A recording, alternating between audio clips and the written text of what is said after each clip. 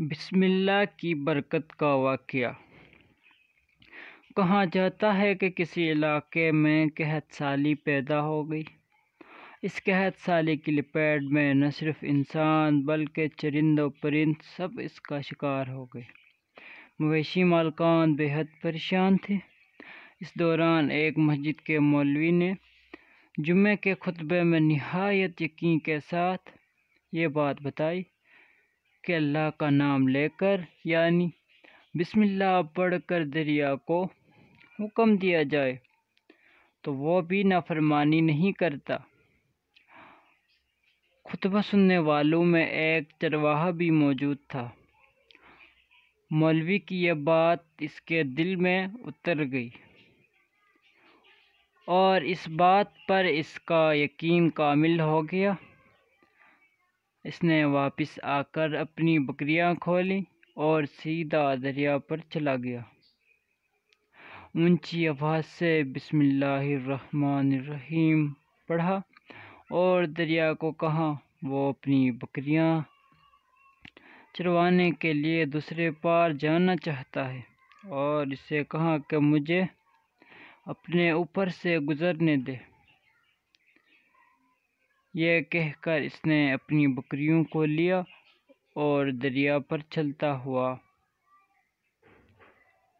دریا پار کر گیا۔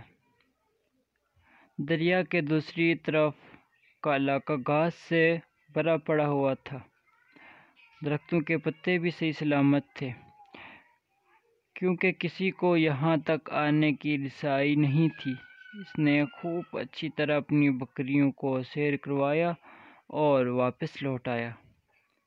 پھر یہ اس کا معمول بن گیا کہ وہ بکریوں کو پار چھوڑ کر واپس آ جاتا اور شام کو جا کر بکریوں کو واپس لے آتا۔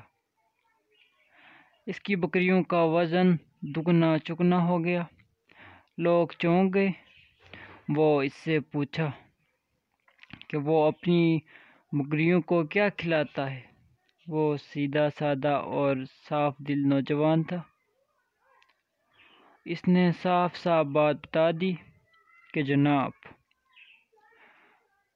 میں تو بسم اللہ الرحمن الرحیم پڑھ کر دریا پر چل کر اپنی بکریاں دوسری طرف چروانے لے جاتا ہوں۔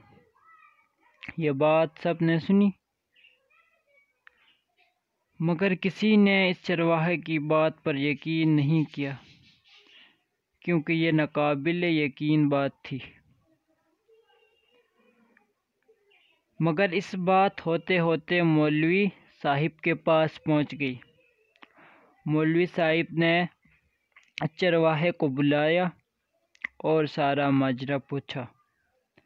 اس چرواہے نے مولوی صاحب کو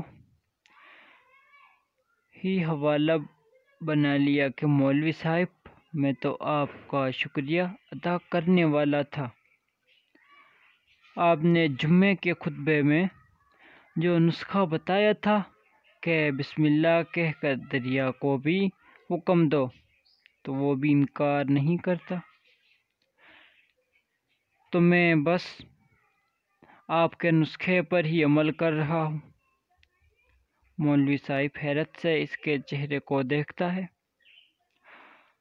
مولوی صاحب نے کہا، بھائی صاحب، ایسی باتیں تو ہم ہر جمعے میں کرتے ہیں، فقط ان کا مقصد لوگوں کا ایمان بنانا ہوتا ہے۔ مگر بکریوں والا ڈٹا رہا کہ میں تو بس بسم اللہ کہہ کر پانی پر چلتا ہوں اور بکریوں سمیت پانی پار چلا جاتا ہوں۔ آخر کار مولوی صاحب نے صبح خود یہ تجربہ کرنے کی ٹھانی، جسے دیکھنے چرواہے سمیت پورا علاقہ بھی آ گیا۔ مجمع زیادہ تھا۔ مولوی صاحب نے ایک دو بار سوچا کہ انکار کروں کہ کہیں ڈوب نہ جاؤں،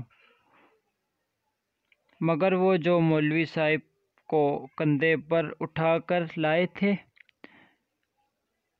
اب بھی جوش و خروش سے اللہ اکبر کے نعرے لگا رہے تھے اور مولوی صاحب کے حق میں تعریفیں کر رہے تھے۔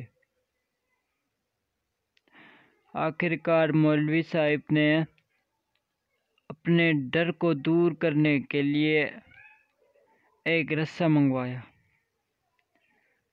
پہلے اسے ایک درخت کے ساتھ باندھا، پھر اپنی کمر کے ساتھ باندھا، پھر ڈرتے ڈرتے ڈھیلا بسم اللہ پڑھا اور دریا پر چلنا شروع ہو گئے،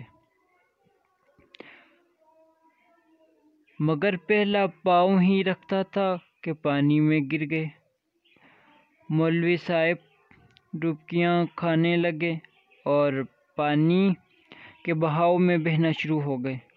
لوگوں نے کھینچ کر باہر نکالا۔ مولوی صاحب کی اس حرکت نے چرواہے کو پریشان کر دیا کہ مولوی صاحب کی بسم اللہ کو یہ کیا ہو گیا ہے، کیونکہ اس کی یہ روز کا معمول تھا۔ اگر اس کے اپنے یقین میں کوئی فرق نہ آیا، اس نے بسم اللہ کہہ کر بکریوں کو پانی کی طرف اشارہ کیا اور خود ان کے پیچھے چلتا ہوا چھوڑ کر واپس بھی آ گیا۔ لوگ اسے ولی اللہ سمجھ رہے تھے اور اس کے حق میں نعرے لگا رہے تھے، مگر وہ سب سے بے نیاز سیدھا سادہ انسان تھا۔ وہ مولوی صاحب کے پاس پہنچا اور کہا، مولوی صاحب میں آپ کی بسم اللہ کی تعریف سے کافی پریشان تھا، مگر پانی پر چلتے ہوئے مجھے آپ کی بسم اللہ کی بیماری کا پتہ چل گیا۔ اس چرواہے نے درخت سے باندھی رسی کی طرف اشارہ کیا اور کہا، مولوی صاحب یہ ہے آپ کی بسم اللہ کی بیماری۔ آپ کی بسم اللہ کی برکت کو یہ رسہ کھا گیا۔ آپ کو اللہ اور بسم اللہ سے زیادہ اس رسے پر بھروسہ تھا، لہٰذا اللہ نے بھی آپ کو رسی کے حوالے کر دیا۔ پھر کہنے لگا، مولوی صاحب آپ بھی کمال کرتے ہو۔ میں نے آپ کے منہ سے سنا اور یقین کر لیا،